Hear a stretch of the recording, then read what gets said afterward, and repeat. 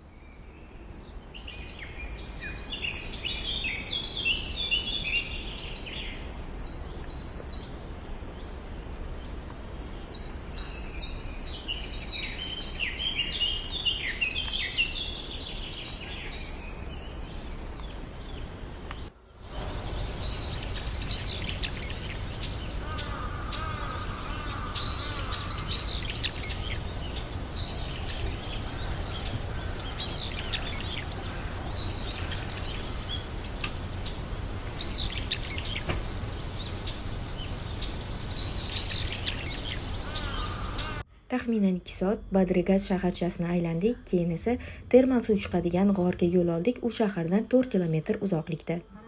Bu yerga juda ko'p Gollivud yulduzlari keladi, lekin ular turgan mehmonxonalar, qachon kelgani kabi ma'lumotlar maxfiyligi qat'iy himoya qilinadi. Shifobaxsh madaniy suv artrit, artroz, bo'g'im kasalliklari, ekzema kabi teri kasalliklari, bosh og'rig'i, yurak-qon tomir kasalliklari uchun koni foyda. Dugonam qattiq shamollab qolganda 1 litr suv ichib yaxshi bo'lib qoldi, ochig'i qoyil qoldim. Afsonalarga ko'ra, g'or ichidagi issiq suvlar birinchi marta 13-asrda ovchilar tomonidan topilgan va ular suvlarning shifobaxshligini ta'sirini sezgan. 1535-yilda mashhur shifokor Paracelsus bu suvlarning davolovchi xususiyatlarini ilmiy tasdiqlagan va bu Badragazni kurort sifatida rivojlanishiga sabab bo'lgan.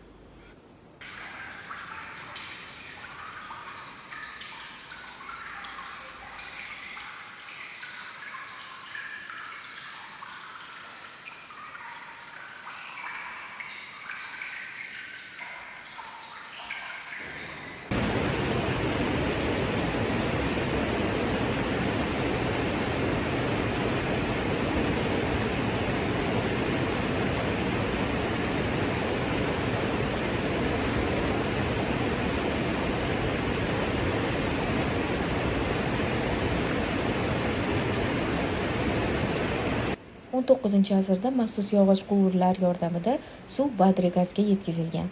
Bu o'sha davr uchun katta yangilik bo'lgan. G'orga ekskursiya odatda Badragazdan boshlanadi va taxminan 1-2 soat davom etadi. Kirish bileti 18 yevro. Iyul va avgust oylarida odam kamroq bo'ladi.